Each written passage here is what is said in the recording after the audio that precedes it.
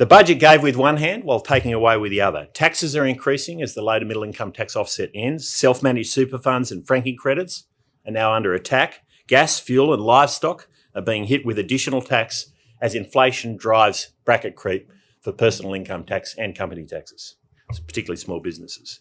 Meanwhile, the government removed an explicit goal to reduce inflation from its own fiscal strategy. When asked about this during Senate estimates, the Finance Minister could not explain why. We see a similar complacency on productivity. The Productivity Commission has confirmed that the Treasurer has not directly met with the Commissioner to be briefed on the recent and incredibly important 5-year productivity review. Not even met with the Commissioner. Neither has the Prime Minister. In fact, the Prime Minister's own department has not even sought a briefing from the Productivity Commission on its review. The Business Council has warned that Labor's industrial relations agenda threatens any progress on productivity. Independent research showing that abolishing the ABCC would add $47 billion in costs to the economy. The E61 Institute found Labor's multi-employer bargaining laws risk stifling firm growth and reducing competition. BHP has warned that Labor's same job, same pay legislation is a productivity killer.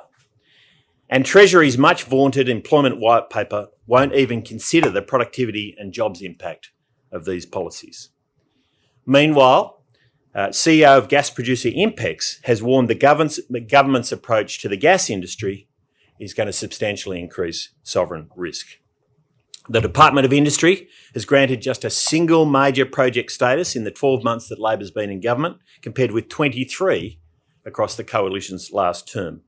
And the regulatory burden is only getting higher, with an EPA, a federal EPA that will duplicate more state bureaucracy and remove ministerial accountability for decisions, a safeguard mechanism that will lower the guillotine on emissions-intensive industries, and a financial disclosure framework that wants to force listed and unlisted companies to report other companies' emissions, other customers' emissions, and other countries' emissions.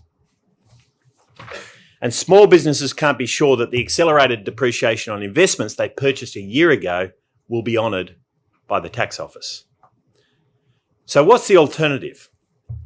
For too long, productivity has been a dirty word for politicians.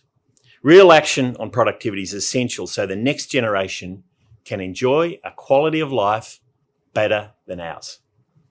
Alongside fiscal restraint, a focus on productivity has two big dividends. First, we know that prosperity is impossible without productivity. Prosperity is impossible without productivity. This is the great lesson of the last century. Sustainable, higher, real wages for all Australians are only possible with higher productivity. Second, it puts downward pressure on inflation. Producing more with less drives down prices. What won't work is throwing more money at the problem. Productivity, by definition, requires that if you spend money, you spend it well. But it also requires, as I said earlier, government to make it a priority.